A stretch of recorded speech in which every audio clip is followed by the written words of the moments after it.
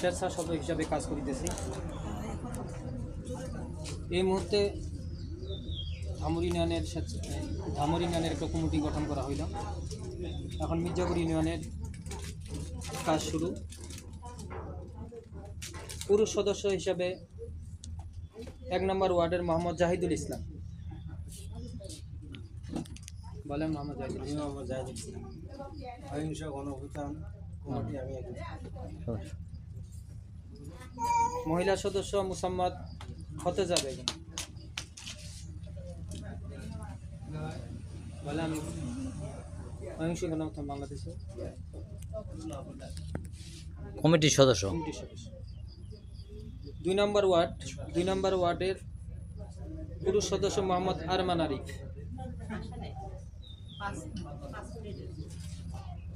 আচ্ছা ঠিক আছে। মহিলা সদস্য মোহাম্মদ নাসমিন বেগম।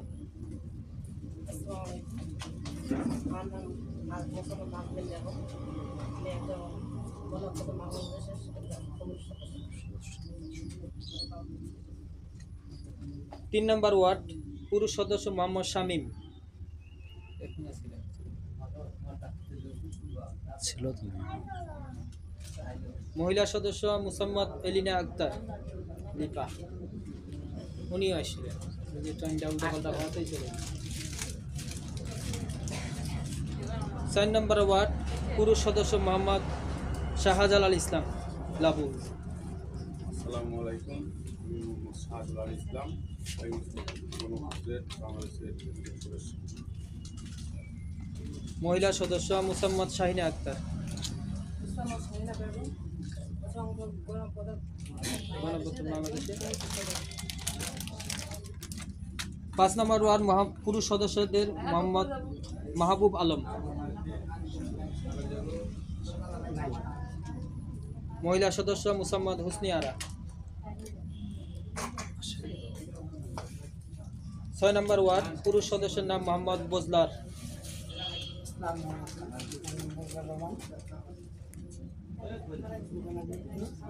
অহিংস গণঅভ্যুত্থান বাংলাদেশের কমিটির সদস্য।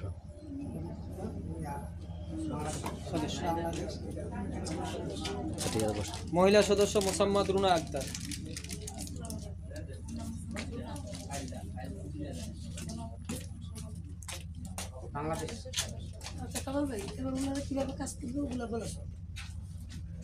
শেষ করে আছে। 7 নম্বর ওয়ার্ড পুরুষ সদস্য মোহাম্মদ মনসুর আলম। না থাকলে বলা যাবে। না থাকলে বলা যাবে। মহিলা সদস্য মুসাফ কুলসুম বেগম। কুলসুম বলেন। বলেন। আমি অহিংস গণঅভ্যুত্থান বাংলাদেশের কমিটির সদস্য কোন ভালো পরে পরিষেবা দিয়ে জানছে আচ্ছা। 8 নম্বর ওয়ার্ড পুরুষ সদস্য মোহাম্মদ রিয়েল ইসলাম। মহিলা সদস্য মুসাফত আদুরি। আসসালামু আলাইকুম।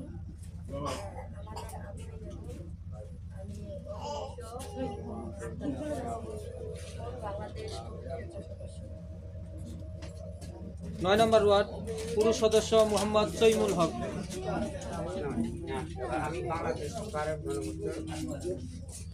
অহিংস গণঅভ্যুত্থান বাংলাদেশের কমিটির সদস্য।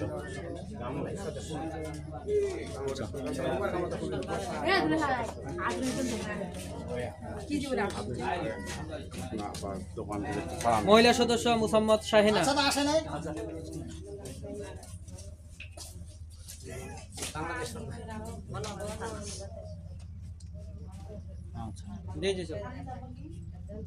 আপনি বক্তব্য।